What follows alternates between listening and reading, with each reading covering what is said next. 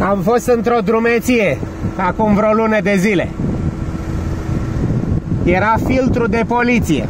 În fața noastră, vreo 5 km, un tir cu număr de Ucraina a depășit pe linie continuă. Era... ce să mai... Așa. Am strigat din mers, că nu puteam, era coloană de mașini. Am strigat: domnul polițist, opriți mașina de Ucraina. S-a uitat domnul polițist. Ceilalți șoferi din spate probabil au auzit sau cine știe și au claxonat cel puțin 10 mașini în spatele noastre, în spatele nostru, să atragă atenția asupra aceluiași aspect, și n-a intervenit poliția. Și mașina de Ucraina a pus viețile a zeci, a sute, ce zeci, sute de șoferi în primejdie.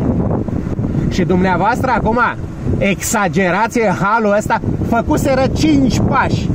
Perechea care s-a dat jos de pe trotuar, vă spun asta cu vocea asta tare, puternică, pentru că nu aveți bunul simț să stați de vorbă. Eu sunt un cetățean plătitor de taxe și nu aveți bunul simț, domnule polițist care sunteți în locul șoferului, să stați de vorbă cu mine. Ați adoptat o poziție de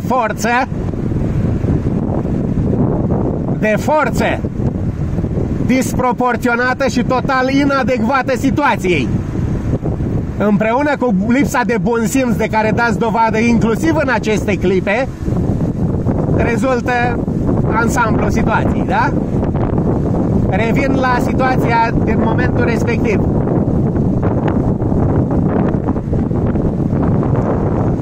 Persoanele pe care echipurile le-ați apărat